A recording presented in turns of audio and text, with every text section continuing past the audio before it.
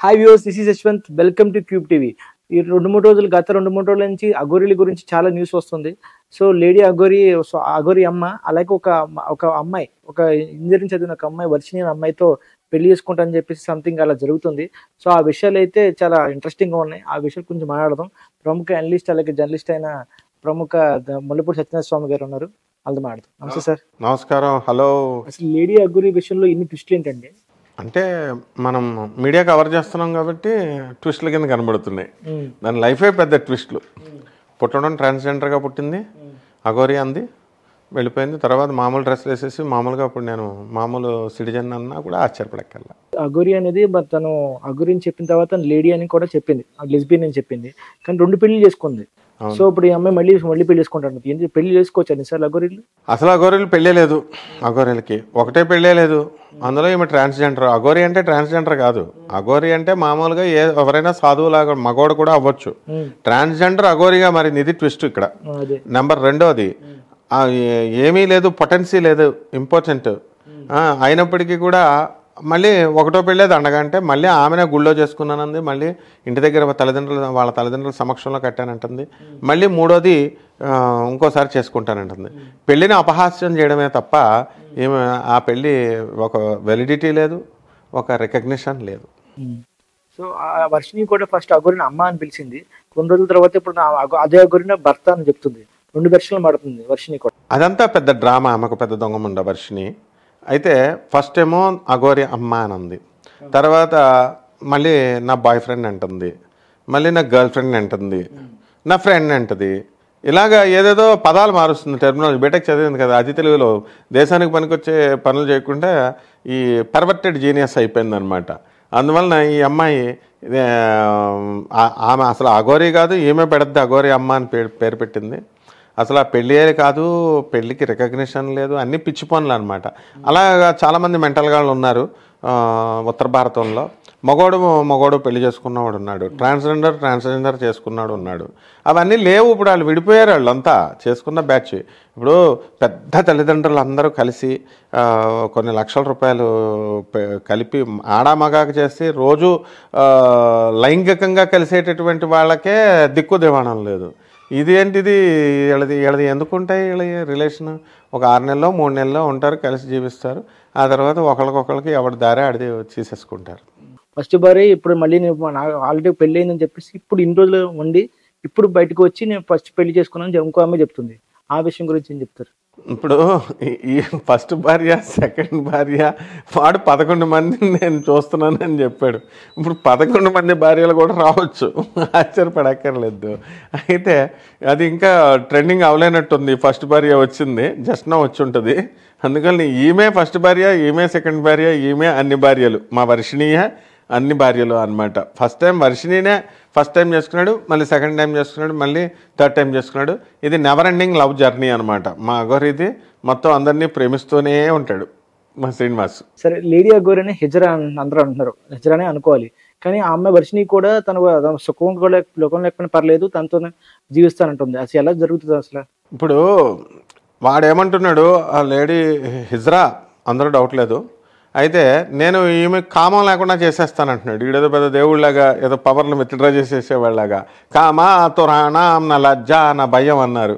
హాయిగా అన్నీ తినేసి శుభ్రంగా ఉన్నవాళ్లే కామానికి ఇదైపోతూ ఉంటున్నారు. వీడి కామాన్ని కంట్రోల్ చేసేది ఏంటి? కాబట్టి ఆ అమ్మాయి కామం కంట్రోల్ చేసుకుని లేదు. మొట్టమొదట్లో అలాగే డైలాగులు వేస్తారు, ఆ తర్వాత ఏమి ఉండదమ్మా. అదంతా కూడా ఆ అమ్మాయి వర్షిణి అనేటటువంటిదంతా కూడా టెంపరీ. ఫస్ట్ అమ్మ అని తర్వాత బాయ్ ఫ్రెండ్ అన్నట్టు ఉంటుంది.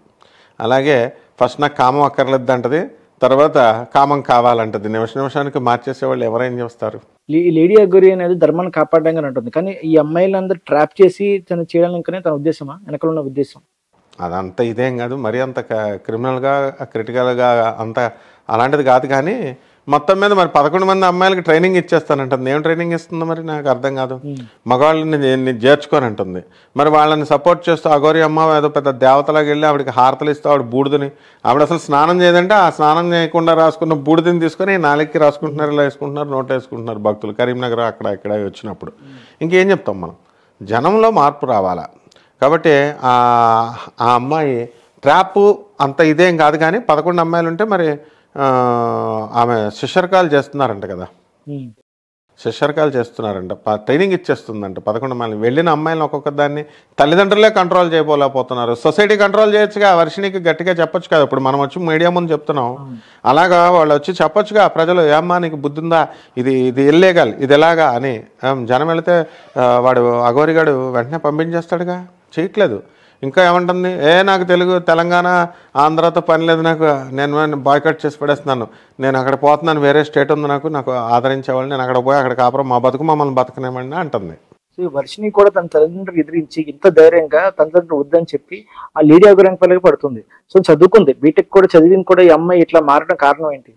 దాని చదువు ఎందుకు సంఘనాకడానికి, కాకపోతే చదువు అనేది విజ్ఞానాన్ని పెంచాలి, అందుకని వేస్ట్ ఫెలోలాగా తయారైందనమాట. అది ప్రేమ గుడ్డిదని చెప్పాను కదా, ఆమె కామము ఇంకా గుడ్డిది కాబట్టి కాముకురాలు అయిపోయింది వర్షిని అయినా అఘోరి అయినా.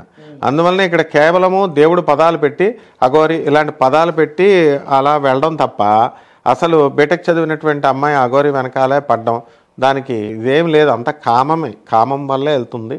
అండ్ రెండవది ఏంటంటే, ఇప్పుడు దాని దగ్గర డబ్బులు చూసి ఉంటుంది, వెళ్ళింది కదా, ఆ డబ్బులు ఏదో అఘోరి ఈజీగా ఏదో మాస్టర్ ప్లాన్ ఉంది, ఏదో ఒక ఆశ్రమం పెట్టచ్చు, డబ్బులు దొబ్బేయచ్చు జనాల దగ్గర. ఈ జనం ఎలాగో పిచ్చినా కొడుకులు, ఎలాగో అఘోరి చుట్టూ వీళ్ళు కూడా హారతలు ఇచ్చారు, నేనేంటి అలాగే కదా మరి. అందుకనే అదంతా ప్లాన్ చేసుకుంది కాబట్టి ఇల్లు ఈజీగా కట్టచ్చు, జాబులు చేస్తే ఏమొస్తాయి, కొద్దిగా ఎప్పటికి కడద్ది ఇల్లు, అవన్నీ చేయలేను అని master plan, Varshini master plan ఇది. అందువలన అంత చదువుకొని అందుకే వెళుతుంది. She's not an innocent girl. మాటలు ఇన్నోసెంట్గా ఉన్నాయి కానీ వాళ్ళ అమ్మ నాన్నలు 11 లక్షలు ఎన్నో లక్షలు ఇచ్చారంట, 3 crores రూపీస్ ఆఫర్ ఇచ్చిందంట అఘోరి. ఇచ్చిందో లేదో చెప్తుంది కదా, అఘోరియే స్వయంగా చెప్తుంది. వాళ్ళ ఇంటి ముందు ఆ అమ్మాయికి తాళి కడుతుంటే వాళ్ళ అమ్మా నాన్నకి లేని నొప్పి మనకెందుకు ప్రజలకి. కాబట్టి దెర్ ఇస్ సంథింగ్ మిస్టిక్ అనమాట ఇక్కడ. సో ఈ అఘోరి కూడా సనాతన ధర్మం అని చెప్పి జర్నీ స్టార్ట్ చేసింది, కానీ భక్తులు కూడా ఎక్కడికి వెళ్ళినా సరే ఆవిడ దాడి చేస్తున్నారు. తను కూడా ఆత్మార్పణ చేసుకుంటా అని చెప్పి సో పెట్రోల్ అయితే పోసుకుంటుంది. కానీ ఈ జర్నీ అయితే ఎటు వెళ్తుంది అఘోరిది? దానికి ఒక గమ్యం లేదు, ఒక గురువు లేడు, అదొక పొరంబోక ముండ. ఈ వర్షిని చిన్న పొరంబోక ముండ. కాబట్టి వీళ్ళంతా యూజ్లెస్ ఫెలోస్ అనమాట. సనాతన ధర్మాన్ని పేరు పెట్టుకొని ఇంకా మొదలుపెట్టారు ప్రయాణం.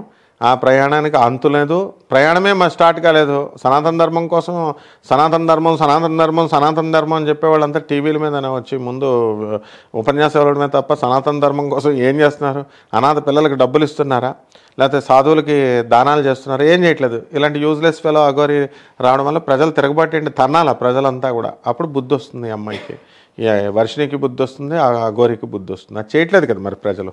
సో అలాగే లేడీ అఘోరా ప్లస్ అల్లూరి శ్రీనివాస్, ఇది నిజంగా అఘోరి అంటారా లేకపోతే పబ్లిసిటీ స్టంట్ అంటారు? అంతా పబ్లిసిటీ స్టంటే కంప్లీట్గా. అందులో ఈ శ్రీనివాస్ అనేటటువంటి అఘోరి అయితే అసలు మనం మీడియాకే రాడని చెప్పాను కదా, వెళ్ళి ఎక్కడో ముక్కు మూసుకొని సాధన చేసుకుంటూ ఉంటాడు. మీడియా స్టంట్, వాడు బతక నేర్చినటువంటి వాడు.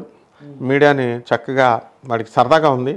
రెండోది మీడియాలో హల్చల్ చేస్తూ ఒక ట్రెండ్ తీసుకొచ్చి ఇప్పుడున్నటువంటి వాళ్ళలాగా తర్వాత ఒక ఆశ్రమం పెట్టుకోవాలనే మాస్టర్ ప్లాన్ ఉంది వాడికి, అందుకోసం అలా చేస్తున్నాడు. ఇంత న్యూసెన్స్ చేసిన అఘోరి మీద పోలీసులు ఎందుకు యాక్షన్ తీసుకోవడం లేదు? అంటే చట్ట లిమిట్స్ని బట్టి పోలీస్ అనేది తీసుకుంటుంది. మేల్ ఫిమేల్ అనే దానికి ఐపీసీ ఉంటుంది కానీ ట్రాన్స్జెండర్స్కి ఉండవు.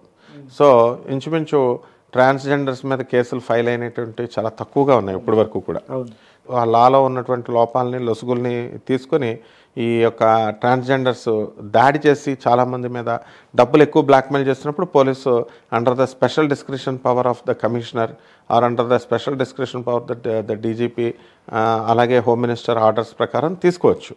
కానీ ఎందుకులే మేమే పెద్ద ఎవరినో చీటింగ్ చేసిన ఎలిగేషన్స్ లేవు, ఏదో మోసాలు చేసిన ఎలిగేషన్స్ లేవు, డబ్బులు దోపిడీలు చేసిన ఎలిగేషన్స్ లేవు అని అది పోలీసు వాళ్ళ యొక్క గొప్పతనం, కమిషనర్లు డీజీపీలు వాళ్ళ యొక్క ఔదార్యం, వాళ్ళు చదువుకున్న సంస్కారం వల్ల పోన్లే అని వదిలేస్తున్నారు. పోలీస్ కన్ను ఎర్ర చేస్తే అది ఒక్క నిమిషం ఉండదన్నమాట. లాలేదు గేలేదు, కంప్లీట్గా ఆమె ఇలా 11 మందిని తీసుకుని ఇలా చేస్తున్నప్పుడు they can amend the rule. ఏదైనా చేయొచ్చు పోలీస్. కానీ వాళ్ళ మంచితనం ఈ అమ్మాయికి ప్లస్ పాయింట్ అయిందనమాట అఘోరికి. ధన్యవాదాలు. ధన్యవాదాలు. ఓకే, చూసారు కదా, నెక్స్ట్ ఇంటర్వ్యూతో మళ్ళీ కలుద్దాం. Keep watching cube TV, signing off.